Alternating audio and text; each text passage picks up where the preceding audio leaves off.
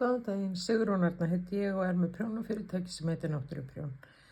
Ég bý til uppskriftir og með gjafapakka og litagarn í gjafapakkana, svo ég einnig með önnur verkefni og ástæðan fyrir þegar ég byrjaði með að búa til uppskriftir var svo fólk geti nýtt afgangarna sína. Og hér kemur eitt svona afgangateppi sem bara alveg frábært að nýta afgangan í. Það þarf ekki svo mikið í hverja dokku, tæp 20 gram af hvoru lit. Ég held að segja 13 og 17 gram eins og ég prjóna. Ég prjónaði frekar á prjóna 3,5 svo það sé aðeins léttara en það alltaf jafn hlýtt að þetta ull, búið til ull, mér allavega. Það sem ég ætla að sýna ykkur hvernig ég geng frá ækortkantinum. Ég búin að búa til vídeo undir Móberg og setja væntanlega inn á playlistan.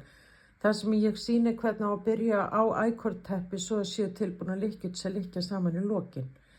Þegar ég að prjóna þá ég ofta að hugsa munstur og mjög upptekinn munstrum og svona og þetta var það sem hentaði mér mjög vel. Það var að það kæmi svona línur upp þegar ég væri að prjóna ækortin í teppið eða snúrjaðarinn og svo ætla ég að sýna ykkur hvernig ég fer fyrir hornið og sýna ykkur munin á því ef að ég tek fyrst þegar ég búin að prjóna 2 lykkjur í snúrjaðar og tek 3. lykkjuna. Þegar ég tek bláu lykkjuna fyrst þá myndast þetta og svo ætla ég að sýna ykkur núna 2-3 spor af því þegar ég tek appelsínugulu lykkjuna fyrir framan. Og þá prjóna ég að bláu lykkjunni, prjóna ég 2 lykkjur og tek það appelsínugulu og svo þessa bláu og steypi svo yfir og sæki næstu lykkju og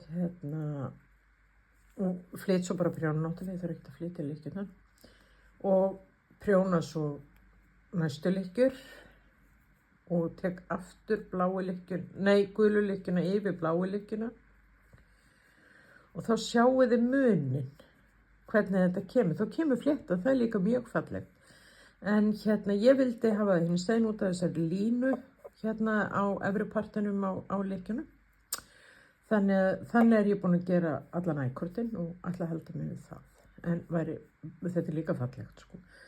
Nú ætla ég að rekja þetta upp, þessar 2 lykkjur og 2 umferðir og prjóna þá núna með bláu lykkjun ofan á eins og ég hef verið að gera og fara fyrir hornið og sýna ykkur það. Þannig og bara passa alltaf að fara einsinn í alla lykkjur svo myndist ekki snúningur á þar og þær verði ljótar. Nú ég komin út á hornið eins og þið sjáið. Hér bandið á milli sem ég sett á milli ferningarna eða horninu akkurat og nú prjóna ég þessa umferð bara venjulega, svo prjóna ég eina umferð án þess að hafa bláu lykkjuna með eða lykkjuna af teppinu. Og þetta ger ég til þess að hafa eins rýmra fyrir hornið. Eins og þegar maður að hekla og maður heklar 1-2 auka lykkjur yfir horn. Þannig hugsa ég þetta. Þannig að nú prjóna ég bara snúrjaðarslykkjurnar. Nú pikka ég upp þetta band sem fór á milli og prjóna svo næst. Og það væri kannski alltaf lagi bara að passa sig á því að vera ekki með samskeytin á ferningunum akkurat á úthorninu. Svo prjóna ég núna bláu lykkjuna á milli, hún verður bara þrengd síðar. Svo prjóna ég aðra umferð núna með engri blárri lykkju út af rýminu og svo pikka ég upp þessa stóru og og prjóna hana og þá ég komin fyrir hornið og ég ætla að sýna ykkur annað horn sem ég hef búin að gera og svo laga maður allt svona bara seinna. Það bara eðlilegt að þetta sé stundum svolítið lust og svona og maður finnur leið til þess að toga í spotta á bakvið og fela á til þess að þetta haldist og verði fallegt og jafnt. Svona, þá ég komin fyrir hornið og þið sjáu hvernig hornið verður.